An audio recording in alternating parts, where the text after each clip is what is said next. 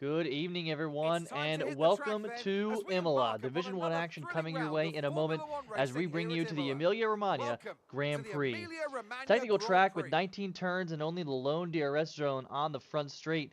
Much of our passing opportunities are 3.1 going to miles of happen track there, at making Imola the exit featuring at a turn 19 turns, 9 18, to the right and Ravazza 10 to the 2, left. crucial Remember for that any Imola drivers differs looking from most other to make a Formula One move. We got tracks 3 as it's races taken left here in what's been the anti-clockwise. longest season Let's in hope nobody ZRL's forgets history, that actually, today. season The 6. exit from And turn the standings 18 are will really probably be starting to the take setup shape. for many We've of got a few today's new faces overtakes, here that are looking to leading as it finish out the does D1 into the season longest straight on with the new circuit, teams. and it's And I'm only joined, of course, DRS zone. by the one and only John Ranger. John, lots of storylines tonight. What's going on in the standings, and who are you keeping an eye on? A couple things going on in the standings right now. Good evening, everybody. Real quick, if you look at the drivers' standing, it's Hudson Poole that is in a really lonesome zone right now, being P1, and he's got a gap of 43 points ahead of him. So, unless we have some catastrophical end of the season, there's 3 races left to go. Whereas in P2 is Marc-Olivier Bastien, the Alfa Romeo, who's having an absolutely thunderous season, if I may Yes. say so myself. And that's where the storyline kind of shifts towards the constructors' standings, where Red Bull only has a 10-point lead on Alfa Romeo for P1. But between Red Bull and P4 and Ferrari, there's only 30 points separating these 4 teams. So it's Red Bull P1, Alfa Romeo P2, Aston Martin in P3, and Ferrari in P4.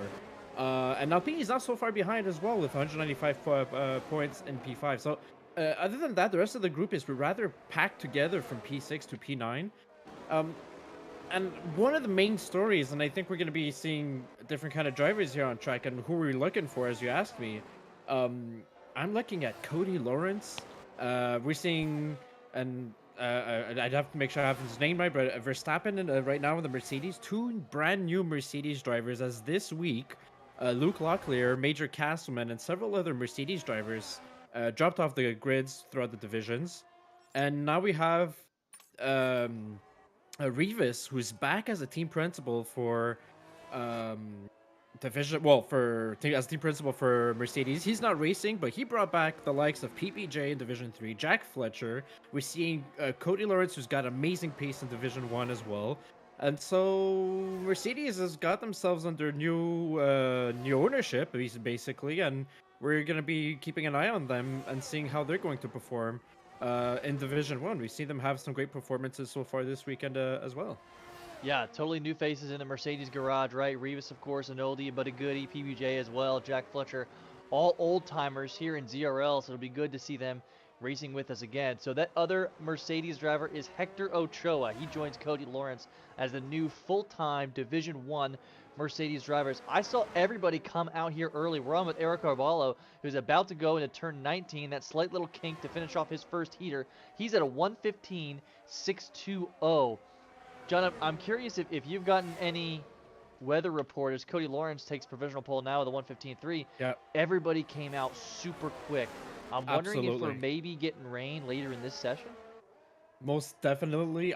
Just spoke to a race engineer, and I'm being told there will be rain, imminent rain, within 5 to 10 minutes, most probably closer to the 5 minutes. And that is the main reason why everybody's out on track. And maybe that's why that's causing maybe a little bit of traffic. We're seeing drivers being a little close to each other, getting some dirty air, trying to do their qualifying lap, which is not the best of circumstances, but you rather do that than having to put a lap in the rain. And I think some of the guys right now who are in the pits might come out very soon to try to do a second lap there. Yeah, I think they could have either fueled for multiple ones or going in right now to try to get more in. We see Aaron Altmaier and Kenny LaFleur in the pits right now. Hopefully they're coming out. We're on with Nicholas Pichet, who in his first race, he's another newcomer. Full-timer for Alpine, currently in P4. He's got a 1:15.5. Got some intel on Nicholas Pichet from my own driver, Marc-Louis Bastien. They're about equal pace. If not, Nicholas may be a bit quicker. So you were mentioning how Mark is having an outstanding season in P2. So if his assessment of Nicholas is correct, he could be fighting towards the front this race. I'm eager to see it. Yeah, most definitely, and we're starting to have a couple more French Canadian drivers in Division 1 and throughout the league now, which is also an interesting thing from my point of view. But so far, we have Quentin at 115.2 in P1 and Hudson Pools in P2, a tenth and a half behind him. Um, wondering if the guys who are coming in the pits currently are going to go right back out. Um, Seems as rain could be coming any minute from now on. Yeah, we'll see. I was on with both McLarens actually had moments. Big Mama Frank into Rivazza 1 had a little bit of a spin, and then Eric McNerney as well at Aqua Minerale having a little bit of trouble as Duncan retires from the session. That could be because of rain. Maybe doesn't think he can get a good outlap. I don't see raindrops on my screen Not right yet. now. We may see Aaron Altmaier be able to get another heater in, but I'm not sure if these guys are going to come back out. Oh, what's going on? I see Duncan McCamick. Is he done? Did he retire in the pits? Oh, it is raining now. It is raining now. The rain has started. There it is. So I was wondering. Aaron Altmaier kind of stranded out here, so he hasn't even begun his hot lap. He's coming around turn 18 now, and will try to do it, but it's already going to be slick, so the odds that he can put up a competitive time here are pretty slim. I mean, I think if he gets anything better than something like P15 or 16, that might be a win for him. We'll see what happens. Yeah, most definitely. It looks like, and you know, the Imola is a kind of track where a lot of the corners are fast-paced corners, right? And, yeah. Depending on what setups these guys decided to do, because we know we have a wet, officially a wet qualifying session. However, it's going to be a full dry race. So I'm expecting these guys to be trying to do the likes of Aaron Altmaier, trying to, you know, make his fast lap on a dry setup. But now it's starting to rain. It's starting to get a little greasy out there. He's got to be super careful to put in a full lap in there. He might be able to gain a couple positions, as you mentioned earlier. The McLaren boys had a couple moments. So maybe if he could get himself into the top 15, I guess, that would be decent given the circumstances. Yeah, but now we've seen him have a ton of recovery races too, right? We've seen Aaron yeah. come from P20 to like P5, 6 fighting for a podium, right? So he's done it before, but certainly puts himself in a difficult decision. DRS actually canceled out midway through his hot lap. Not that it matters particularly here, right? There's really only one DRS zone, but I think that's just indicative of the conditions now, and he's going to come across the line here with a 1:18.0, good for P17. And that will probably be it. Interesting. So now we have to fill content for about, what, the next 7 minutes? Because that's basically it for qualifying. I doubt some guys are going to go back out on the inters and improve their times. We're seeing drivers retire. Duncan McCamick has done that. Max has done that in the, I believe that would be the Alfa Romeo. There you go. The other shade of red. So actually, he's reserving for Ferrari. John, he drives for us in D2. Oh, there you go. There you go. There you go. Sorry. But sometimes the red looks so similar on screen, like you just can't, you know? And once the person retires, you can't view their cams. So, but yeah. So, quick remind me, if you could remind me. I know there was the new driver that Marc-Olivier Bastien was talking about. You said Nicholas. Is that is he currently P4? Is that? Yeah, that's correct. Yes, so Nicholas Pichet in the Alpine, currently P4. As we see the drivers start to retire here. So Nicholas is new. Cody, we know. He's been around for quite a long time. Now full-time in the Mercedes, right? Hector Ochoa in P11 is new driver for Mercedes. As we see Eric McNerney come around, and yeah, he's into the 2 minutes. Well, that was his outlap, so we'll see if he can set. He's going to improve upon his 1:31 time, but I don't think he'll beat Aaron Altmaier's 1:18.0. So Eric McNerney may be out of luck here for qualifying session. So going down, Max is reserving in the Ferrari in P12. Oro Hewitt's driving for Haas. I believe he is full-time. Akos Darth Vader is reserving in the Ferrari for Lewis Piper. And then the rest are familiar faces, although Kenny LaFleur, I think he's also reserving in the AlphaTauri, right? I don't think he's full-time D1. I believe he's a Division 2 driver indeed, so he's reserving, but I think he's reserving for the second week in a row, actually. Yeah, he had a really nice performance in Austria when we were here last week. I think he salvaged like a P11, getting a nice chunk of points for the AlphaTauri team. So, nice job, Kenny, stepping up. I guess some storylines we can talk about too, right? Because both of our teams, John, are so close in the constructors battle. You know, a lot of times we see, you know, Hudson, of course, championship leader, right, carries a lot of the points. Sometimes for that championship to have a turning point, you need Duncan to string together a couple good races because the Alphas are typically both top 8. The Aston Martins potentially both top 8, right? So Yep. in your practice, is this one of Duncan's better tracks? Do you guys think you can make a good move here together as a team? It's gonna be an interesting one for Duncan. I think Duncan put a lot of practice in this week. But a banker lap at a 116.1. I don't mean to undercut him, but I've personally done a 115 8 as my banker lap, so I'm 3/10 ahead of him, and I'm in Division 3. So I think I think he would have been able to get a little bit more pace out of there. I think would have loved to be in the 115s at least, the top 8. That's pretty sure that's where Duncan wants to be in. And then after that, it's gonna be super important for him to have a clean start of the race. Um, the first corner in Imola. Oh, and I just saw Eric McNerney completely lose it. And Yeah, we he's were on into as the well. wall. Yeah. Um, yeah. So the mid pack, because it's a bit of a drag race until turn 1, right? You got some distance to go, and it's pretty much uh you could get into pretty high top end speeds before going to turn 1 into the first chicane. But the tires are going to be cold. They're not going to be optimal. Obviously, the hards or the medium strategy, depending on who's going to take which tire. And so you really have the sandwich effect going on in that first corner. And throughout every single race this weekend we've had in ZRL, there's been multiple incidents in that first corner. Yes. And I'd say Division One is not is I mean the drivers are so high quality in Division One. Do you remember Monaco? I was with you in Monaco. I said, watch out, the first corner is going to be hectic, and they came out of there completely clean. So I'm They expecting did. these guys to possibly do that once again, but easier said than done. Let's say it like that. Yeah, I'm curious how they're going to come out of turn 1 too. There's just limited passing opportunities too, right? I wonder if someone's going to get squirrely and try like a pass coming out of Aqua Minerale into that chicane. Um, or maybe like kind of in the beginning of Sector 2, that uphill straight before the two left-handers. I wonder if someone might try to make a pass there.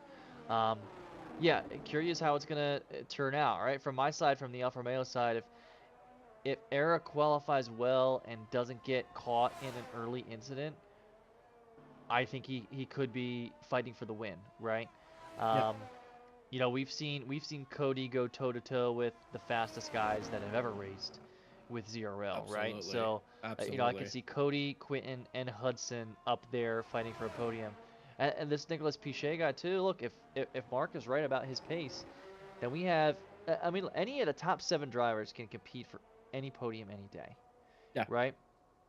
And I say absolutely. that with no slight to the guys like Colin and Marcel Green and Duncan, of course. Who Colin is reserving, right? I think he's a D2 driver, and he's reserving, and he's got P8 in Division One, and we've seen this before from him, right? So Kenny's out here doing hot laps here on inters, but it's just I think it's anyone's game here. A lot of podium contenders here from maybe a year ago. I don't know if people could have competed with Hudson and Cody, but here we are, and they got competition. It's so interesting to see how ZRL has developed so far in the sense that, as you just mentioned it, right? When Hudson Poole came in, we all called him an alien, saying he was an untouchable driver. And now a guy like Quinton's currently in P1 for this qualifier, and he had showed some incredible pace when he came in. I believe he came in Monaco. Cody Lawrence as well is a guy that could battle with Hudson Poole. And some depending on the tracks and some depending on how the race goes, we've seen Eric Cavallo, Marc-Olivier Bastien, the likes of those guys just go ahead and go for wins, and they're able to do that, right? Yeah. So it's really fun to see how from one season we have only one driver who's basically taking it all away, and now we're in a position where we're never sure. There's maybe the top 7 drivers, excuse me, the top 7 drivers who are able to take a win here, and that's a sign of a healthy league, if I may say so myself. I agree. Um, and especially for Division One, and I know there's a lot of drivers who've dropped out during the season, and we were speaking about that pre-broadcast, right? And how obviously real life things happens. That's one of the reasons that we don't have Jeffrey Lawler with us currently, and he would have been in that discussion most definitely for top 3. So I think really for Division One we have high quality racing, and we're just filling time here for given the current weather situation in quali, the race is going to be full dry, and we're going to have a lot of action to watch out for during that entire race. Yeah, we also trend kind of here, and sometimes you see it with these technical tracks is, I think all three races previously have had a pretty good chunk of DNFs. I know in Division Yeah. 4, I think we lost 6 drivers. And then in Division 3, John, in your race, I think you guys lost about 5 or 6 yourselves. Um, Division 2 had the least of them, but uh, I'm curious to see if Division 1 picks up any of that carnage and some guys more towards the midfield can try to make a move if there's some chaos up front. Yeah, well, Imola is the kind of track where you mentioned it earlier. The main passing opportunity is the main straight, right, with the DRS. Um, if drivers wanted to make overtakes elsewhere in the track, you have to be super careful. You have to capitalize on missed driver errors ahead of you, basically. So, and it's because the track width is it's not very large, right? So, and you're always in a corner throughout this entirety of the track. There's not a lot of long distances where you could really catch up to a guy or overtake using your battery. So yeah, if you want to overtake a guy, going side by side in a chicane costs you immensely a lot of the time for both It drivers does. for an overtake, which in Division 1 is very rarely we're going to see drivers do those kind of moves because they're already thinking about the driver ahead of them before making such an overtake. So these guys will have to play it smart, and if there is a move, then most definitely there's going to be it's going to move positions around, and guys are going to want to capitalize on such situations. Yeah, as we watch Kenny and Eric go back and forth, thinking that it doesn't really mean anything. Well, technically, they're kind of fighting for P18 here, right? Kenny's got an almost 4-second lead on Eric. I'm curious what the track conditions are. Let's hop in with Eric McNerney. So he's fighting for one more qualifying spot. It is not a particularly meaningless lap. So Kenny may be able to go around again. He's got a localized yellow in Sector 3.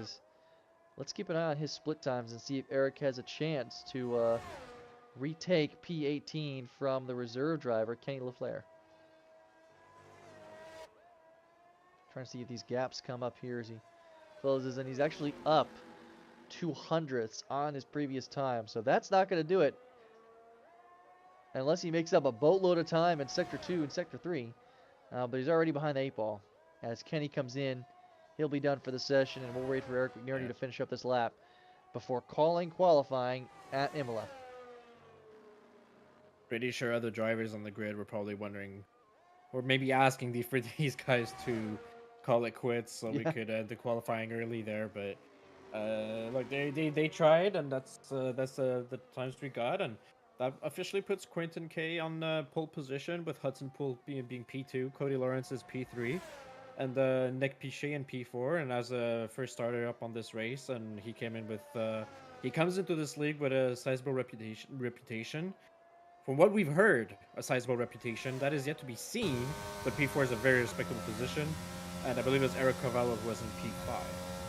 It was, yep. Both the Alfa Romeos in P5 and P7 sandwiching the Aston Martin of Maxime Beaulieu in between. Maxime's teammate, Eric Altmaier, a little bit unlucky with the placement there in qualifying. He's down, I believe, in P17. So let's take a gander here at the rest of the top 10.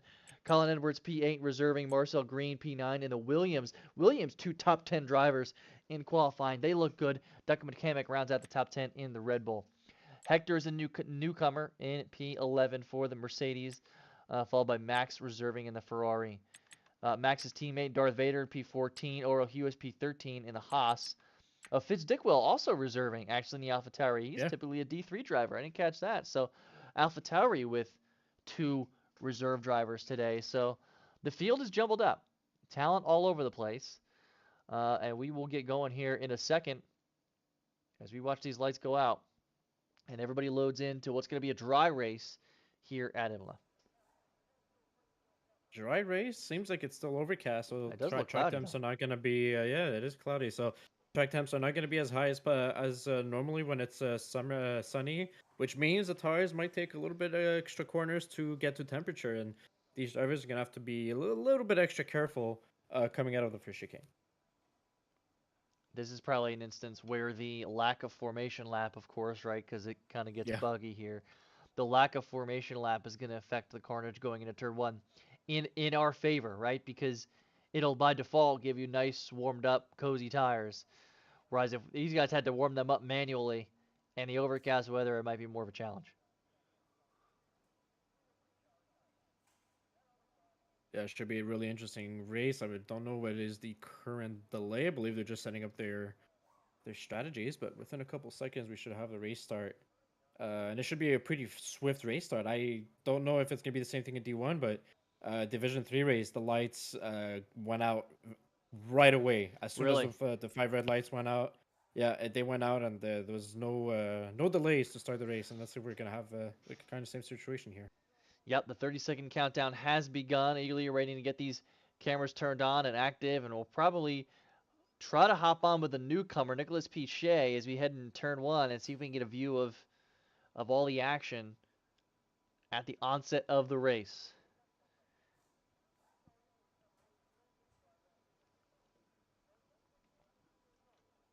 T minus a couple seconds here as we get the field all sorted out. Here we go. 5 lights. And away we go. They linger for a little bit. We'll hop on with Nicholas Pichet. We got the broadcast cam going. He's ghosted for a bit. I don't know if he's in his car. Marc Lebastien picks up one position at the start on Maxime Beaulieu. There may have been an incident with Marcel Green. He looks like he's down a couple. Hector Ochoa up a few. Cody Lawrence has taken P2 from Hudson Poole. They're fighting side by side into turn one. Orel Quinton K takes the lead. Hudson takes P2, followed closely by the Mercedes of Cody Lawrence. Pretty clean start for these guys as they come up to this little hairpin here in turn 5. Sorry. Meanwhile, there's an incident for Colin Edwards. He starts tumbling down the order. He's now in P19 after an incident. Let's check in the position changes real quick as we're on with Hudson, trying to hop around here best we could. Orel Hewis, rather, a big winner. He's up 5 spots so far. Finds himself in P8. Great start for Orel Hewis. Eric Carvalho and Marco Lebastien both up 1 spot respectively. Maxime down 1, and the newcomer Nicholas Pichet down 1 at the start and just loses another. Let's hop in with him as Marco Lebastien passes Maxime. I wonder if Nicholas had an incident. He's lost a couple. He might be ghosted, John. I wonder if it's just his AI. Yeah, he looks like it's AI currently. He's not driving at his optimal pace. You see the AI activating ERS for random moments here. And yeah, he's ghosted, so people are just driving right through him. And that's why he's lost 4 positions so far. But Hewis and the Haas, he's gained 6 positions so he's currently P7 from starting P13. So really good start from him. Great start from him. Yeah, good to see the Haas, of course, after losing Freddie Rizal, who I think was a contender for a podium every night. He's just shown incredible pace and growth over his time in ZRL. That was a huge loss for the team as Duncan has an incident now. There's a Red Bull around. Let's hop in P18. No, he's in P19 now. Looks like a little bit of an issue in turn 4 and 5 as he comes into turn 6. And so him and Colin Edwards down 9 and 10 spots respectively. And it's kind of hard to gain ground, right? With one passing zone here, you kind of need some safety cars or an incident. Something that just caught my eye too. How about Big Mama Frank?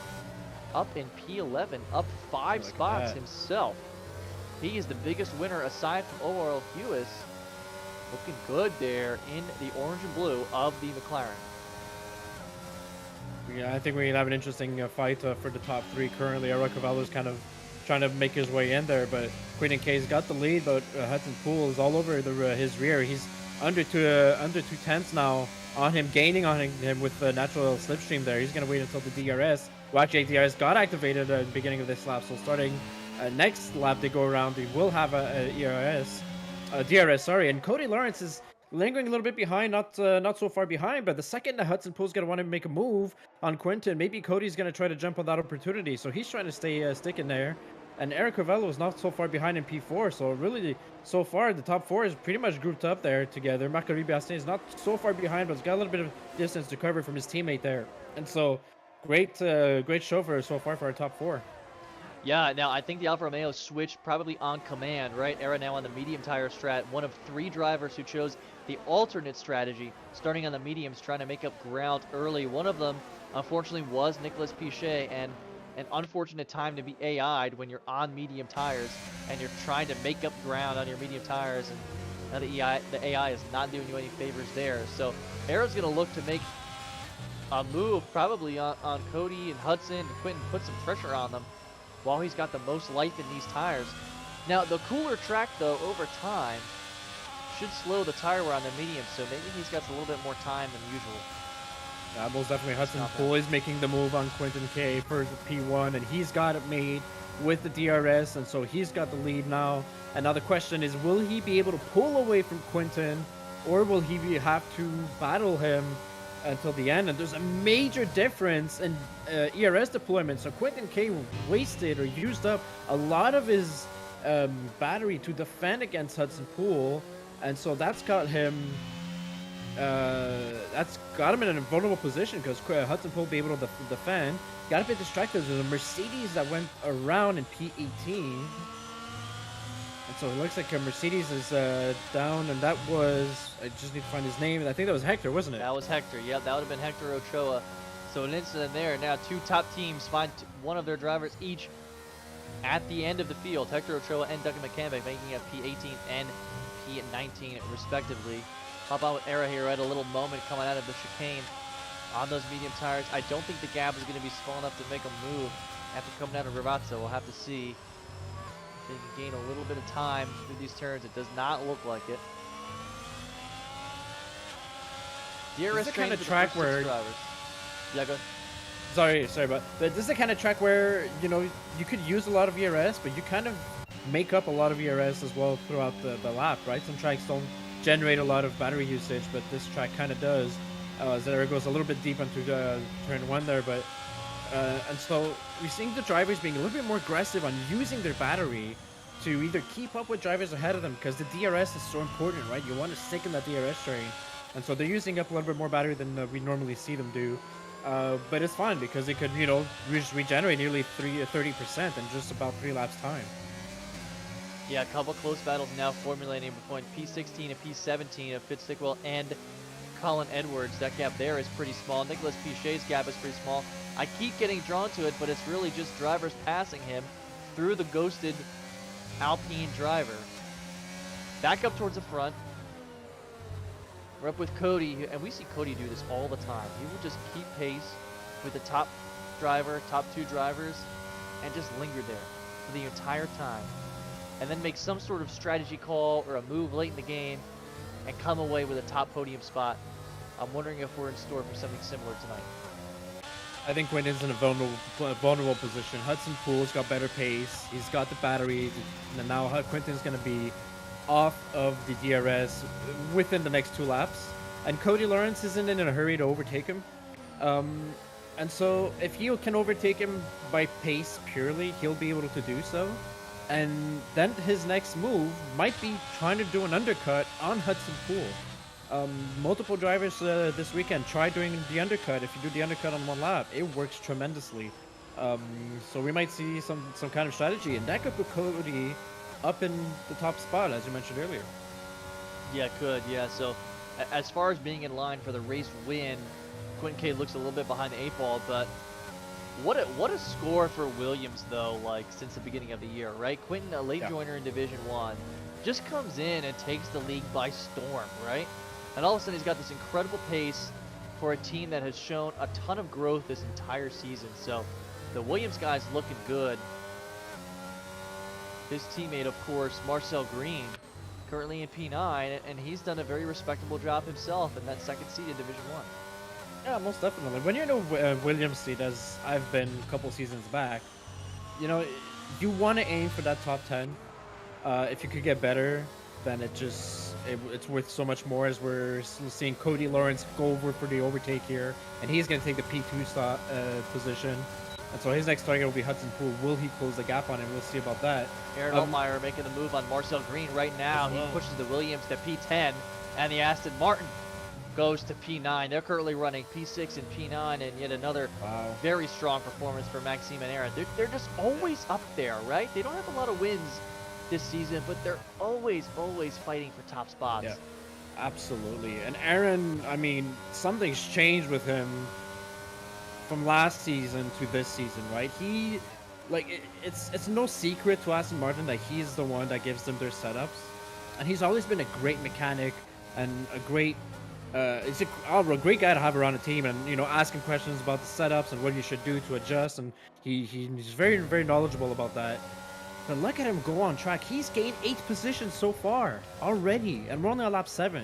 He's our biggest winner in regards to gains as of now, and he's in P9. And it was only unfortunate for him he had a spin during quali, because he could have gained even more positions. Yeah, he could have. Yeah, but that's exactly what we were thinking. Like, starting P17, but that is nothing.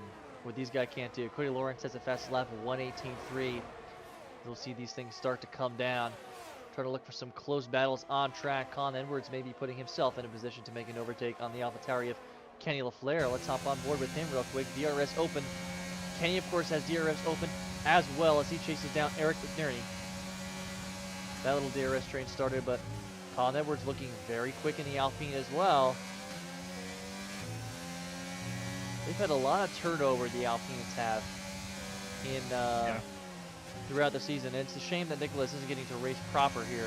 It still shows he's disconnected because he was in a position to score them a boatload of points. I'm gonna try to see if there's some other information out there as to what happened.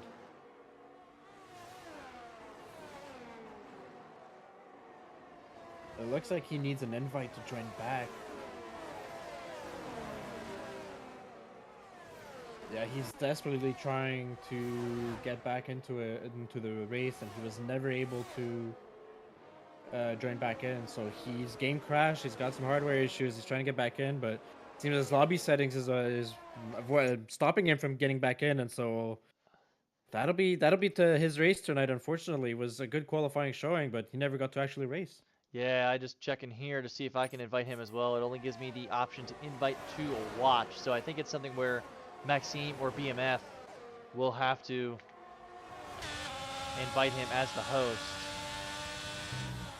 Era almost in a position to pass Quentin K, who's now, at one point in the lap, he was above a second behind Cody Lawrence, so he won't have the DRS to protect him as Era looks to make a move on that first podium position. Behind him, his teammate, Marc-Louis Bastien, 2.5 seconds behind, has been fighting off Maxime Beaulieu pretty valiantly over the course of the next few laps. I wonder, we could be hitting that turning point soon. We're 8-lap-old tires, 3 runners on mediums, so we could be hitting that crossover point where the hards are actually starting to perform better. Yeah, most definitely. I think Hudson Pools is he's keeping his nerves up there, but he's under attack by Cody Lawrence nearly every lap. Cody's significantly in the DRS zone now, and he's going to keep catching up every lap. Although he's used more ERS so far, but yeah, a single very slight mistake from Hudson, and it could be game over for his lead so far. It could be, yeah. Quentin K is milking all of his battery to stay within DRS of Cody Lawrence, making it a little bit hard for Eric Carvalho to gain ground, right? And he's probably just trying to wait out the tire situation to see if eventually Quentin will have more grip than Era on this technical circuit to be able to push him back even further. Maxime seems to have lost maybe like 0.6 in the past lap. I don't know if he had a moment or something, but now Marc-Louis Bastien is pretty far up there. It doesn't look like he's going to make a move anytime soon. Yeah, and I was just looking down the grid and just looking at the drivers, how they've been using their batteries, and they are completely draining.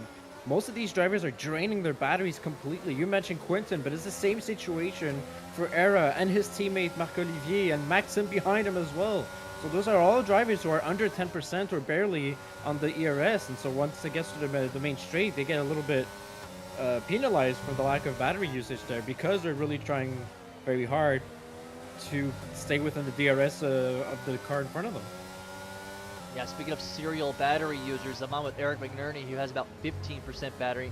He is putting the pressure on the reserve driver, Ecos Darth Vader.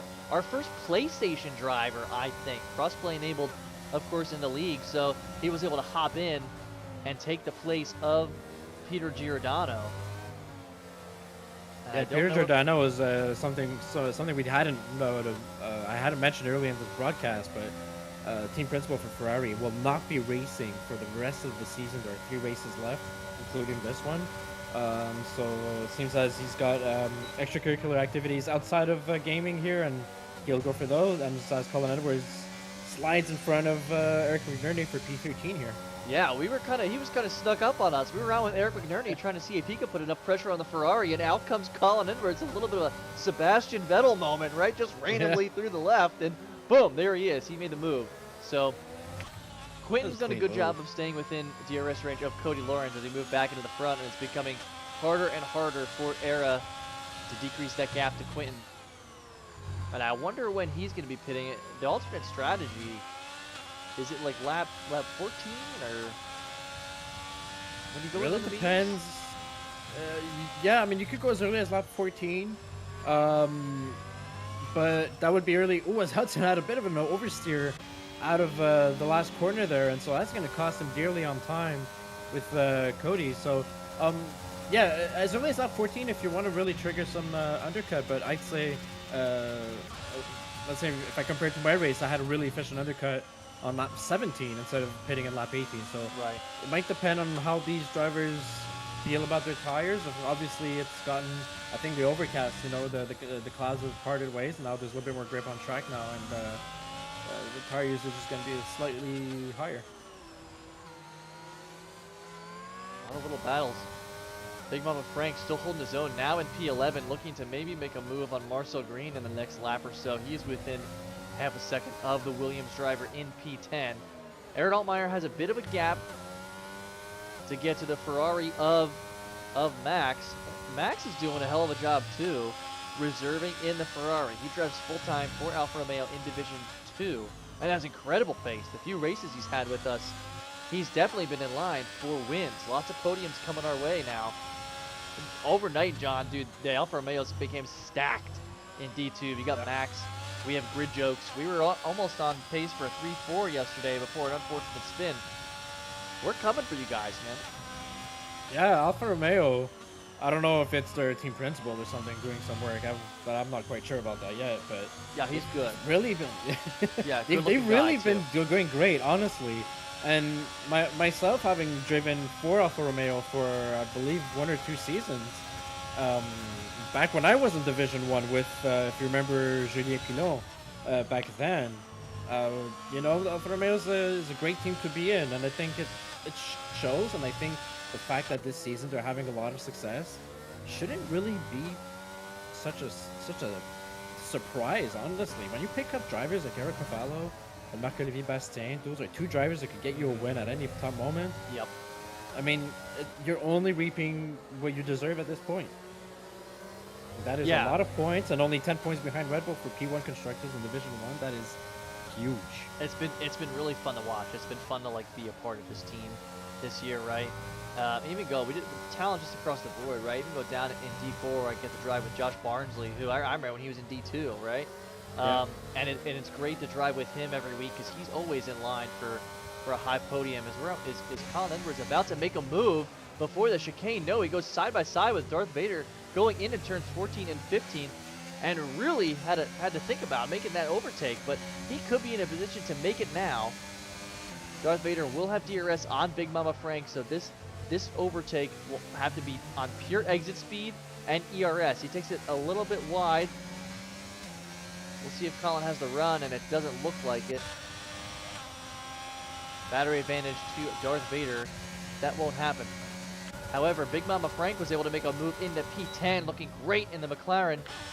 And Max trying to make a move on the Haas outside of the front straight. He's going to go on the inside of turn 4. Is he going to make it stick? Around the outside, he does. Let's hop in with the Haas with Hewis. He needs to go the outside towards turn 6. Exit speed is crucial here. And Hewis switched the textbook switch pack. Wow. Keeps P7. That was great racing there, but it's not over yet.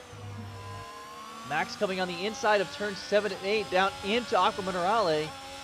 Lost it for now, but the jockeying back and forth, very clean and it looks good. Very clean, and honestly, Max did the right move there, going down that corner to, you know, maybe break a little bit more and just dip it behind Hewis, because that corner is very, very difficult. The fast left-hander before going into, I think it's turn 9 and 10 there, or 11, 12. And so, really mature driving from the Ferrari driver, and now we're having our first pitters, lap 15. Yep, it's the Eric medium Carvalho tire was runners. the first one in. Is that Max pitting on the hards already, going into the mediums? Interesting. That's a hell very of an interesting. overcut. Or undercut, So, rather. Sorry. Woo. Yeah, well, whatever that is, I think he's... I don't know if he just decided to go in and to keep himself within DRS of his rival in front of him, and that might be the reason why he's done so.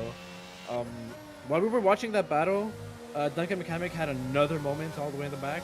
He did. So he's dropped down to P18, and you see him gain positions because of the pitters in front of him, but he's most definitely going to be dropping back down to P18 when he goes in for his pit strategy, unless a safety car happens, which he's probably praying for, or potentially sacrificing a kitten or two, throwing them in a volcano, hoping for a safety car to get him back into this race, because right now it is not going his way tonight. Yeah, it needs a little voodoo magic to regain some relevancy here in Imola. It's been a race to forget for the Red Bull driver at number 2. His teammate, however, Hudson Poole, strongly in the lead.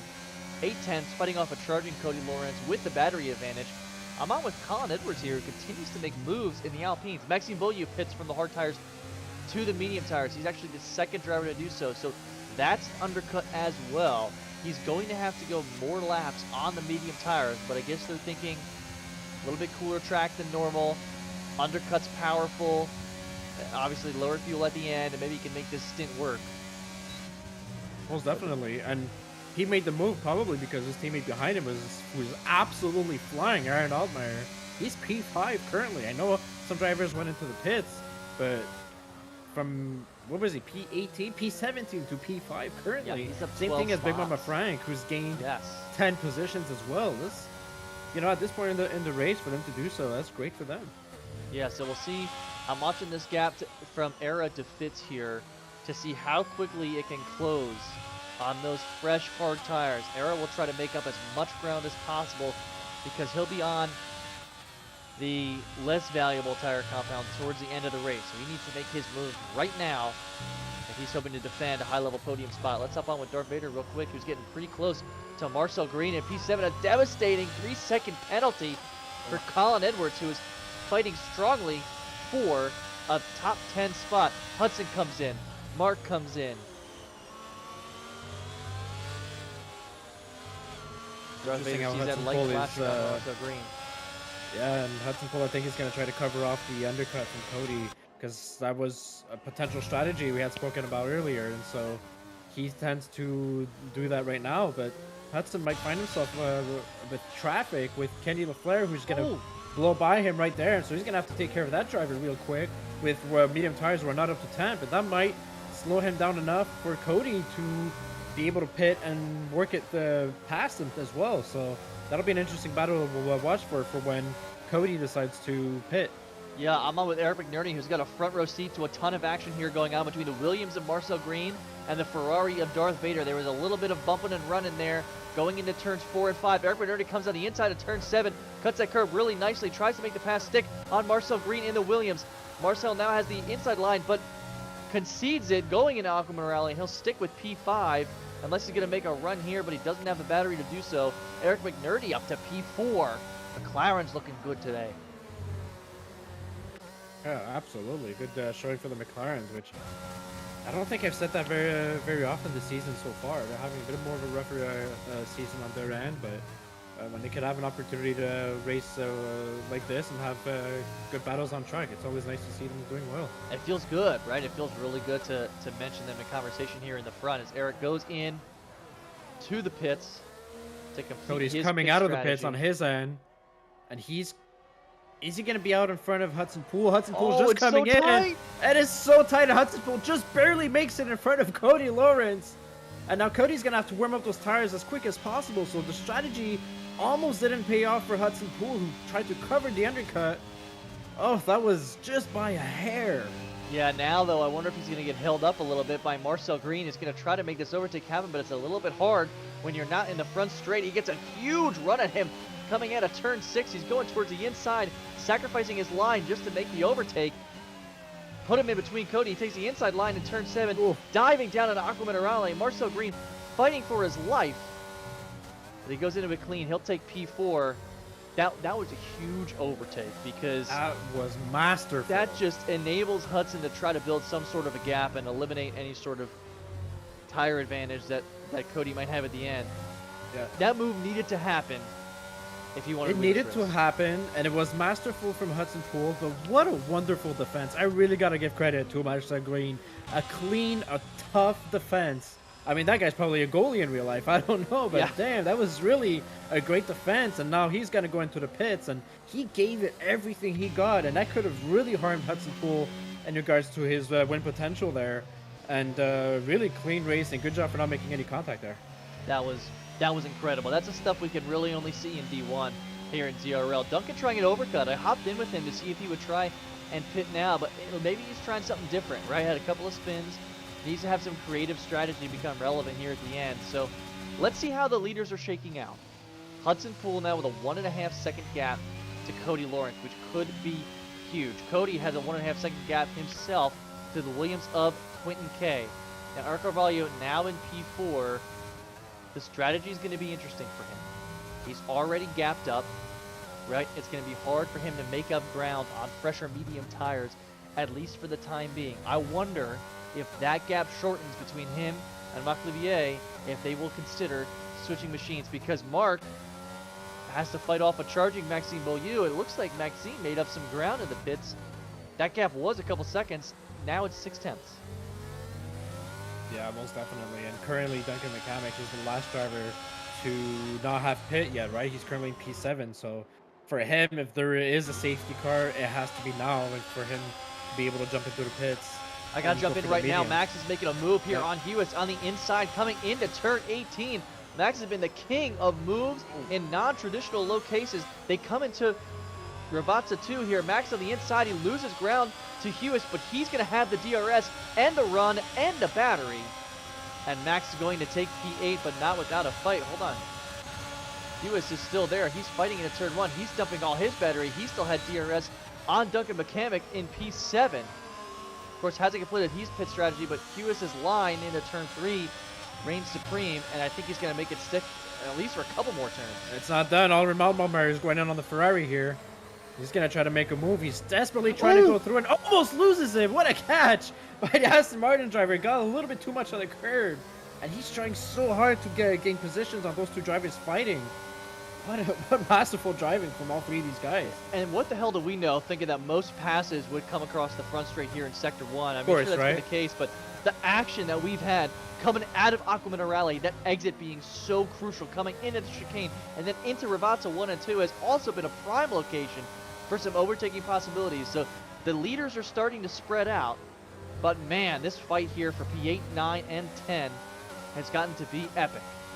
And it's not over yet. These guys are going to come together once again. They've got DRS on Duncan ahead of them. They each got DRS on each other. And so every time they have a drag race like that, they come together. And this is where their setup difference is really going to show on the straight lines. Who's got the higher or the lower downforce setups. And so they could be racing again in those non-conventional positions or track corners, as we mentioned earlier.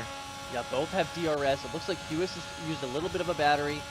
Max did not. He's conserving a little bit in here for the long haul. Hits that yellow softer curve a little bit. He's going to lose some speed there. That one does. Those softer curves can be nasty coming out of there. You saw him use a little bit of a battery to recover some exit speed. Something to note too, Hewitt was on the alternate strategy, so he's fighting these guys off on hard tires. That's big. That's big on him. And Hewitt has gained a lot of time on Duncan McCamick. His tires are starting to scream at him right now. They're 20 lap old hards. And he's got the penalty as well. Multiple drivers getting the penalties. You know, track limits, we didn't talk about them too much, but yeah, track limits are are very important in Imola because you're always on the edge, right? You got these fast-paced corners, and you're always on the edge from track limits, and some drivers got caught with 3-second penalties already. Yeah, so Duncan is definitely doing Hewis some favors because he's still in DRS. Because as soon as Hewis makes that pass, he may become vulnerable to Max and to Aaron Altmaier down the road. And start a little bit of a DRS train with Colin and Big Mama Frank as well. We're on with Max here. The exit to Ravazza 2. Is he going to be able to make a run? DRS on. Duncan still staying out. DRS maintained for Hewis. Neither of them using battery. Oh, nope, save that. Hewis using battery. No pass will happen here coming into turn 1. We have a 3-way battle going into a 4-way battle, and now Colin Edwards in P11 is starting to think about catching up to them. He's not so far away from Aaron Altmaier, so if he's able to catch up to the group, if there's a battle in front and he ends up catching to the group, we might have a 5-way battle going on over here. And so this mid pack here, mainly being slowed down by Duncan McCormick currently, sparks are going to fly sooner or later. Yeah, I want to draw some attention to that gap between Eric Carvalho and Quentin K has increased, and I expect it probably to continue to increase at least for the next good chunk of laps as Quentin K is on fresher tires and the better compound. The gap between Aaron and his teammate, Marc Livier, has shrunk as well. It was 3.5 seconds. It's now 2.2. But Marc has also done a very nice job of holding off a charging Maxime Beaulieu. Let's check if the battery is about the same. So he's done a good job of keeping that gap consistent, and he doesn't have the DRS to help bail him out. So good defense from Alfa Romeo number 2. Most definitely. And one thing I want to point out too, we're already at lap 23. I feel like the race just started.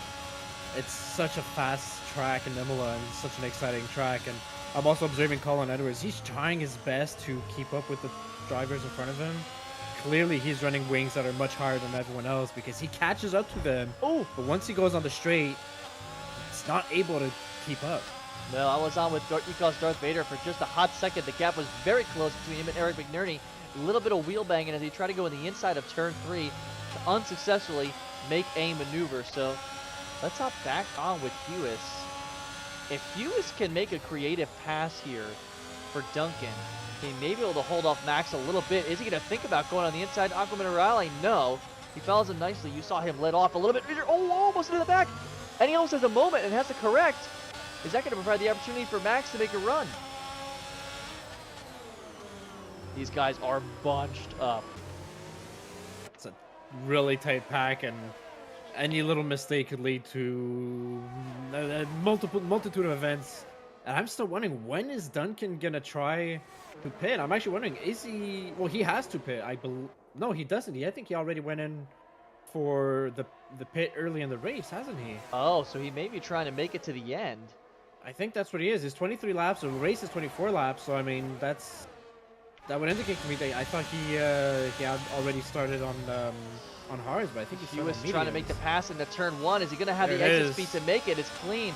So he sacrificed his line, but his tires have the grip to make it happen. We'll hop in with Max, who's stuck behind the Red Bull, and this may provide an opportunity for Hewis to gap up enough for the tire advantage on the compounds to be enough. But Max tries to go on the outside of turn 6. Very clean move. Wow. And he had the grip of the newer medium tires. That was outstanding. And he's done that twice so far this race. An overtake on the outside there. Colin Edwards nearly made an overtake on Aaron, who had to brake a little bit to watch the battle ahead of him. He didn't want to get too involved in that. It wasn't the right moment, and he almost lost position to the P11 Alpine driver. But that's not over yet, and now Duncan's really losing positions now. Yeah, a little bit of a domino effect for Duncan. Now he's in P9. If he's trying to make it off, he's going to have a charging bunch of newer medium compound tires to tackle with. And it looks like Aaron Altmaier may be trying to make a move too. Here coming to the outside of turn 18, he's got it clean. He comes in and Aaron should have DRS. Was there a moment? That is done for Duncan McCormick. He completely lost his rears. Oh. No wing damage, it looks like, on the broadcast cam, so hopefully he's okay. He's going into pit. Soft tires presumably for Duncan. Yeah, get the fast lap and steal it away from... I believe that Cody Lawrence had it. Either that or if his safety car can save him. But now let's look at strategy here real quick. Marc-Olivier Bastien, P5, gapping Eric Carvalho very nicely. Now Era's gap to Quinton has already increased to 8 seconds. So the idea of an Alfa Romeo podium is probably out the door now, but I'm wondering if they invert the cars here to enable Mark to maybe chip away at that gap in case there's some incident with the current podium placers. Yeah, and it could also just be in regards to the standings. Not going to be his P2 in the standings behind Hudson Pool, and Yeah. with 2 races to go, maybe he wants to give himself as many chances as possible to close that gap to P1 in the championship. So that could be something that's possible. I think Era's going to let him have it. And there it is. Makes it nice and clean. That's exactly how you want to do it. Maximilian Bastien takes P4 on the medium tire. So he'll try to chip away at the gap to Quinton K. Now it'll be up to Era to hold off a charging Maxime Beaulieu to see if we can take a 4-5.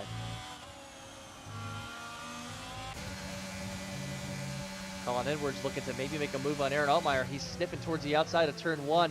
Does not take it. Carries a little bit more speed towards turn 1 and 2. Is he going to try to make a run at Aaron Altmaier here? He's got some battery. Aaron Altmaier gives the window, but then shuts the door very quickly, going into 4 and 5. Colin Edwards may have the pace to improve his position just a little bit more. Let's check on Aaron's battery. They're about the same. Alpine's pushing hard for something special. Most definitely. Colin Edwards and Joseph Ford are having a very respectable races, P10, P11 on their ends. I think McLaren would be very content with having the positions they now have, and so something worth noting. I don't know if there's something that happened to Hudson Pool up front, but Cody Lawrence just turned it up. Look at him; he's closed the gap incredibly to Hudson Pool. There's 5 laps to go. Hudson's got a little bit more battery. He had to use some on the straight to defend himself. I'm wondering if he got a little bit squirrely coming out of the last corner. Now he's got to drive through a car of Nick Pichet there, and Cody Lawrence is on the attack, and so we might see some last lap action here with these two guys. Yeah, absolutely classic. As Max just made an overtake on the Haas of RL Hewis. He's now in P7. Battery is about the same. We'll see if Max can make it stick. These guys have been going at it all race. Hewis thinking about the inside of turn 4. No, he bails out of it. He sees that flashing light from Max. Is he going to go on the outside of turn 6 to try to get a bigger exit speed? The gap might be too high. The pass won't happen there. Let's hop in now with Cody Lawrence here, coming into Rivazza 1 and 2. Half a second gap between him and the leader, Hudson Pool. DRS on, battery untouched. He's biding his time, chipping away at that gap with the open rear wing. Well, he caught up a lot there on pure DRS. Catches up a lot with the DRS, indeed, and so I think he's harvesting his battery for possibly a last lap lunge there, lap 31, I would say, but we'll see where that goes. And again, that mid-pack is what kind of drag race are they going to have with Max Hewis, Aaron Altmaier, Colin Edwards? Can throw in Joseph Huerta in there as well, all from P7, P11. They've really been battling and giving us high-quality racing all night, especially Max and Hewis. Yeah, it's been high level, it's been clean. Aaron Altmaier's putting a lot of pressure on the Haas now, and I don't know if we're at a crossover point. It looks like the mediums are still good. He comes along the inside of turn 4. Is he going to make it stick? Now the outside of turn 5, keeping it very nice and tidy. Aaron Altmaier now in P8, taking it from Hewis. Up in with Hewis. Now is he behind? But no, he's not pressure from the Alpine of Colin Edwards. A little bit of bumping out. Sacrificed his exit speed. I think Colin lost a little bit more there because now he's lost that position to Big Mama Frank. He did. He had a bit, was squarely coming out of the corner there a little bit and lost it to Big Mama Frank in P10. And so we have a McLaren in the top 10 now. Now McLaren in the top 10. I'm wondering when that crossover point is going to happen. Era is still in DRS range of his teammate Marc Livier, fighting off a charging Maxime Beaulieu, who's also in DRS range. But I don't know, man. Second stint, would you rather be on 13-lap-old mediums or 14-lap-old hards? Listen, on my race, I have had similar situation in regards to a driver in front of me, and his hard tires seemed even more performant than my mediums. So I don't know if it's just my driving in that case, or if the tire crossover point was there. But it was around at this point that my mediums completely fell off. and I had a lot of trouble keeping up with the hard runners. So maybe the hards on the long run really get better traction than the mediums. Yeah, they might. We're on with Big Mama Frank, who was trying to prove us that that is not the case. He made a really clean pass on Orel Hewis, who just didn't have the pace coming out of the straight. Big Mama Frank with a really nice P9. Looking great so far in Imola. And no penalties to his name either, so that could improve. Ooh, somebody's off in the back. P8. It looks like it's Marcel Green. What was it? I saw Marcel go down a couple Yeah, positions. Marcel Green completely went off coming out of that corner. Looks like he oversteered and nearly went into the wall. I don't know if he has damage. Doesn't look like he does, so he could keep on going. Really exciting racing, and now Cody Lawrence, for his first moment there, got within 1/10 of Hudson Poole. Let's check out the battery real quick. He's got about 38, will be 40 soon. Hudson with about 50. The battery advantage is closing as well. We might be in there for some last lap heroics, man. I mean, this is about to end incredibly. Let's hop in with Aaron Altmaier now here, trying to make a clean pass on Max, who has no DRS to protect him, and he does. The Aston Martins coming in P6 and P7. That so is far, a looking very respectable race for both of them, most definitely. Didn't talk a lot about Maxime Bourdieu. Looks like he's been stuck in P6 for most of the race. He has. He's got 10% battery. It looks like he's just been maintaining DRS to Era there, and maybe the crossover point happened and it becomes a little bit more difficult to maintain a gap on Era or try to barge into it, right? So Mark Olivia, though, the best for the Alphas right now is probably going to be P4 and P5. I don't know if we can close 12.5-second gap. Up in with Cody. He's got the DRS. Let's see how close the gap gets now. He's maintaining his slipstream really nicely. He gets it down to almost 2/10 flat. Very, very close. And that was with minimal battery usage. And now, Cody Lawrence has the battery advantage here on lap 31. It's small, but it's there, and it could come into play on the last lap. Yeah, and for them, this is the last lap. Cody's got to overtake Hudson Poole on the next straight. And so, because you don't have enough time until the start-finish line on lap 32 to actually make the move, unless, of course, there's something incredible that happens. So, classically, the overtake should be happening near the end of the start-finish straight, Cody against Hudson Poole, and we're about to see that on the next couple corners. Yeah, we're glued to the TV pod of Cody Lawrence here as he gets a nice exit coming out of turn, I think that's 16 or 17 of the chicane. Right, coming into Ravazza 1 and 2. The gap is 3/10. The battery advantage, non-existent. They're about the same. The exit speed coming out of Ravazza 1. Hudson moves to the left to try to break some slipstream initially, but he's fighting DRS and he's got no protection there. His light is flashing. Cody's light is flashing. He comes in. Cody may have a run on him on the inside. Is he going to make it happen? Yes, for now. Hudson coming around the inside. Now the outside of turn 3. Can he make the run? No, inside of 4. Cody trying to make it stick as we go to the next chicane. Oh my god. Oh, they're going back and forth here. Hudson so no! far. Oh! Unfortunate for Cody. He spins. And there Good was hard contact. racing there. Quinton falls into P2. Cody Lawrence now in P3. Luckily, that gap to the Alfa Romeos was pretty significant, and he should be able to maintain his podium position, but good hard racing there. I wasn't really able to see, John, if there was malicious contact. It looked like just hard racing to me. It really did.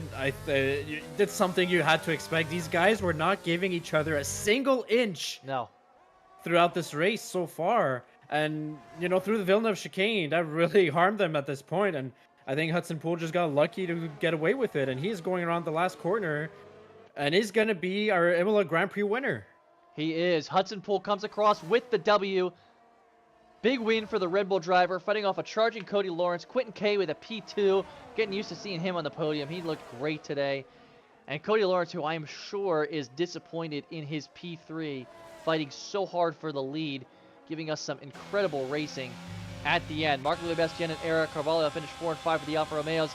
Almost as impressive as the Aston Martins in P6 and P7 for Maxime as we'll see Aaron Altmaier come across Ravazza 1 and 2 across the line. P7. He ends up winning that midfield battle, John, between Aaron, Max, BMF, Hewis, and Hector Ochoa, the new Mercedes driver, got to play there. And with penalties, he finishes P10. That midfield battle was outstanding the whole night.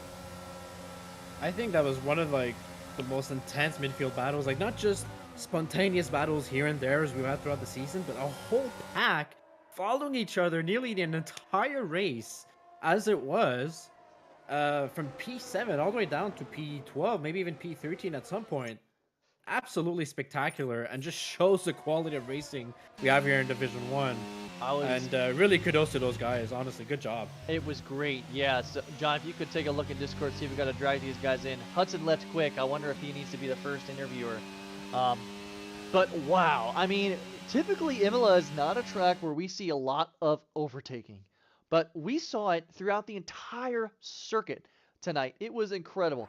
Max and Hewis with, I think their battles were some of the cleanest, most aggressive racing I've seen so far in Division 1. They looked great tonight. Honestly, I hope somebody clips all their battles together from this one race and puts it together, because that was really fun to watch and a really lesson of good, clean racing in a tight situations for anybody out there, honestly.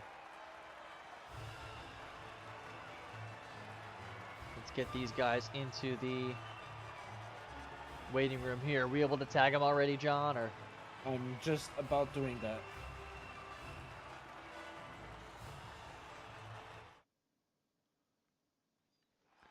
What an outstanding midfield battle. I can't get over that. Hudson Poole reigns supreme tonight in Imola, fighting off a charging Cody Lawrence, who finishes P3. What a race. Quentin K, Mr. Consistent since joining the league in the Williams spot, translates a pole position into a very respectable P2. The Alfa Romeos make up P4 and P5. Great championship race for Marc-Louis Bastien as he looks to seal up P2, hopefully, within the next two races. Maxime Beaulieu and Aaron Altmaier on the Aston Martins, P6, P7. Big Mama Frank with, I think, his best showing in Division 1 this season. P8. Max reserving for the Ferrari very nicely in P9. And Hector Ochoa in his first full-time race with ZRL, a really respectable P10. Absolutely. Absolutely. All right, so we all have our top three in our waiting room. Do you want to go ahead with, did you want Cody first? Yeah, let's go ahead and get Cody in first. We'll talk about that battle for a little bit. All right, here is Cody Lawrence, our P3 finisher. Hey, Hello. Cody, how's it going, man? Great job today with P3, but I know you wanted more. That we should have won that one. Should have won that one. That's down to me. Yeah, what's your take there on what happened? We were watching, we were glued to your TV pod, man, the whole time. So on the broadcast perspective, it looked like clean, hard racing. From your perspective, was it just something where caught a little bit too much contact and a spin? Talk about it from your point of view.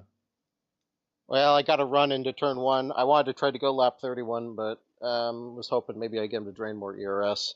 I think we were about same ERS coming out of the last corner into the run up to T1. I got ahead on the brakes into T1. I know he was alongside still, so I tried to give car width the space on the inside into 1. Came back around the outside through 2. We stayed side by side. I got doored on the straightaway into Villeneuve. Got ahead again into Villeneuve, and then flat out wrecked into right-hander. Yeah, we saw you guys going back and forth. We were also keeping an eye on your battery the whole time too. Now, how are you towards the end? You were actually kind of managing it better. So, throughout the entire race, were you always kind of biding your time to try to make a last lap move?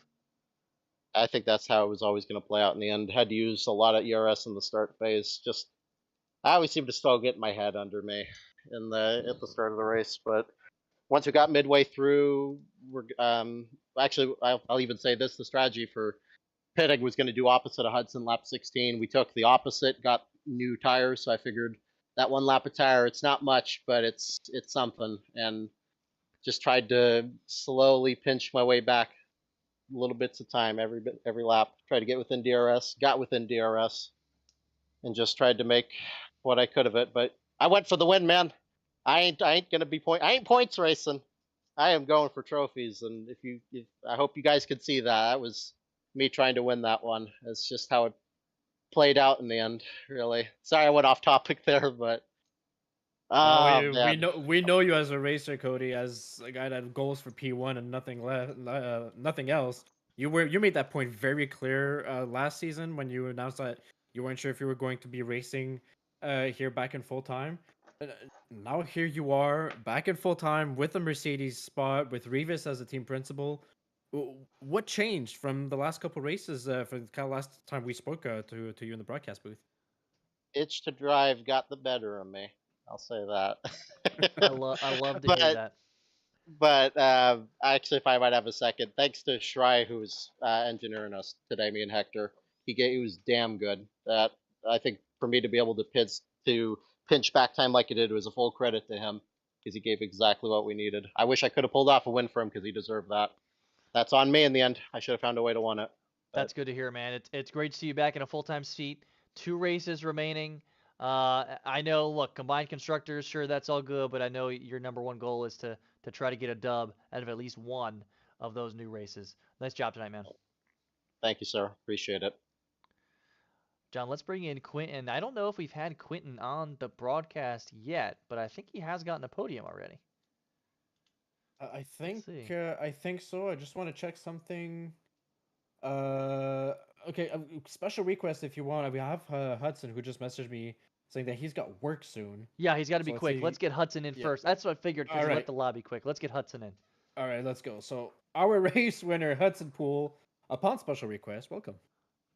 Hi. Yeah, sorry, I have like work in 45 minutes, so that's why. I know you got to be quick, man. I saw you leave the lobby quick too. I figured we got to get you in here earlier. Nice job on the win, man. I think Cody was saying it was always going to come down to a last lap battle. You were fighting off Quentin the whole time, fighting off Cody at the end. What was your take on the whole last lap action?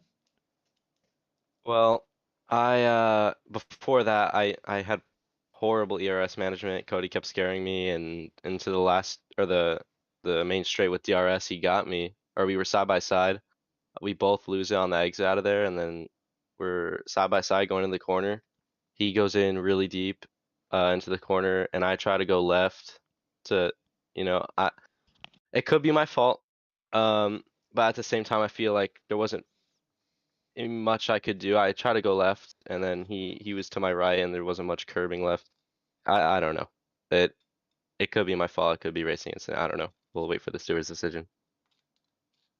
Yeah, most definitely might be something we have to look into again. But from our perspective on the broadcast, it just looked like really hard racing. You guys never left each other any space in that situation, which for the win last lap, I mean, it was bound to happen at that moment. Talk to us about your pit strategy. You seem to pit in maybe a little bit early. Was the idea behind that to cut off from the possible undercut from Cody? Yeah, Christian Cummins, the GOAT, was my engineer, of course, and he wanted me to cut off the undercut from Cody. So we pitted, I think, lap 16, and yeah. Yeah, well, it looked good, man. Look, 2 races remaining. You got a pretty strong lead on my boy Maclivier for leader in the championship, and there's always combined constructors, man. I think we have Canada next week. How do you feel about that track? The worst track in the game, no doubt about it. Wow, thank you. I hear you Well, there, man. of course, the Canadian people are amazing, but the track, I'm sorry. I have a similar sentiment, but don't tell John Ranger. Hudson, great to see you back at the booth, man. Look forward to next week. Good luck. Good stuff. All right, thank you guys. Have a good night. See ya. All right, let's bring in Quentin, our P2 finisher. We'll keep him for the end. Quentin K, welcome. Oh, thanks for having me, guys. Oh, Yeah, welcome to the broadcast, man. I think this may have been the first time we're interviewing you, Quinn, but I feel like you've definitely got a podium before. I feel like you joined Williams, what, 4 weeks ago? And I think every week you've competed for a high-level podium spot. Dude, you've looked outstanding in the seat. yeah, I don't think I've got a podium yet. I think this is the first one, but yeah, it was a really really good race. Yeah, you've been fighting for it the entire time, too. Did you think you had a shot at the win, kind of like after the pit stops, right? You were in the mix with Hudson and Cody, but they had incredible pace tonight. At what point did you think you had a chance to take it down? They just had really good pace. Like I was just burning through my ERS constantly. Like probably by lap 8, I was down by like 5%, pushing, just trying to stay in Cody's DRS, but they just had like superior pace to me. They were insane on the hards. They were like Hudson was 2/10 within me like on the third lap and just Yeah. went right by me. Oh, Mentioned there's 2 races left in the season in Montreal and then in Saudi Arabia and Jeddah. How are you foreseeing the next 2 races? We're seeing where we could maybe sort of compare Imola to Montreal and the kind of pace that it has with the type of track it is, although we expect it to be wet. So are you gonna prepare yourself any differently this week? I don't think I'll prepare myself any differently, but it is the Canadian track, and I am Canadian, so I'll probably be pushing for that victory at the home track.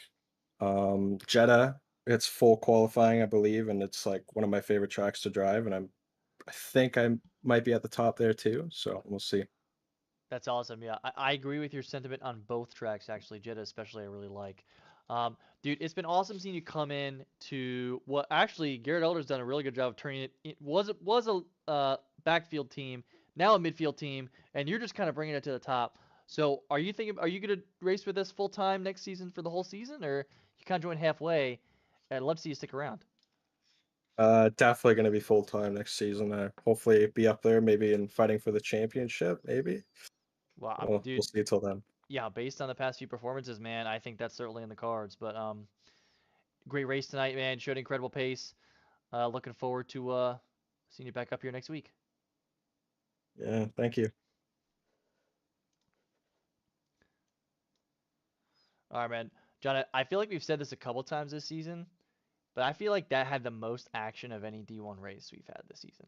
That was incredible. Yeah, yeah. Mainly thanks to our um, um, midfield drivers, and the chat currently is already blowing up with their point of views and their overtakes and everything. So really interesting to see that going on.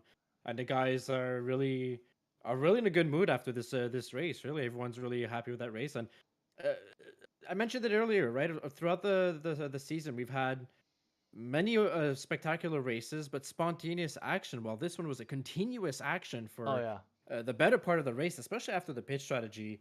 Um, and we mentioned before the race started that most probably it'll be the one area to overtake, and we won't have a lot of action elsewhere in the track. And these guys made us look like complete doofuses, and I hope they do the same thing in Canada next week. I agree. I hope they do the exact same thing, man. And look, if it's any time to plug ZRL, man, after a banger like that, look, 2 races left here in season 6. We typically have a break of 2 to 3 to maybe 4 weeks, and then we open up again. A lot of seats shuffling around, a lot of divisions opening up and available for full time if you want to come race with us. We are a cross-play F122 league, and if you like racing that you just saw tonight, then you're in for it kind of throughout every tier. Um, so John, that was awesome, man. I know. Yeah. Is Canada just is Canada one of your favorite tracks just because, or how do you feel about it? I do like the track actually. I know there's not that many opportunities to overtake, but it is a fun track, and it could be a challenging track given the some places we really gotta push on. But in the past, we've seen a lot of Canadian Grand Prix be driven in the wets, and I think that's one of the main reasons why drivers maybe don't like that track as much. And so this week it'll be very crucial for drivers to practice both dry and wet setups because you don't know what's going to happen next weekend. So I want to ask you one more question before we go, John. Do Canadians practice that track more than anything else? Because I'm teamed with Josh Barnsley in D4, and Josh Barnsley around Canada is a force to be reckoned with. And I'm wondering if it's a Canadian thing where you all get on there and you hot lap that track till it dies and you just go out there and dominate. Are you going to go and win D3 next week? Um, Listen, I had the pace in Imola and I didn't get it. So not only because it's my hometown track, I live in Montreal. Uh, there's a sense of revenge on my part. So yes, for Division 3, I expect myself to be up there, and that is what I'm going to be aiming for. It is a track that I've practiced in a lot, enormous amounts of times in the past as well for ZRL, and so I think it's one of the tracks I've mastered, and I really want to go out there and dominate next Saturday. Yeah, my money's on you, man. Thanks for joining me in the booth. everyone out there. Great race tonight. That was some of the best action you will see in sim racing. Take care, everyone. We'll see you next week. Good night, everyone.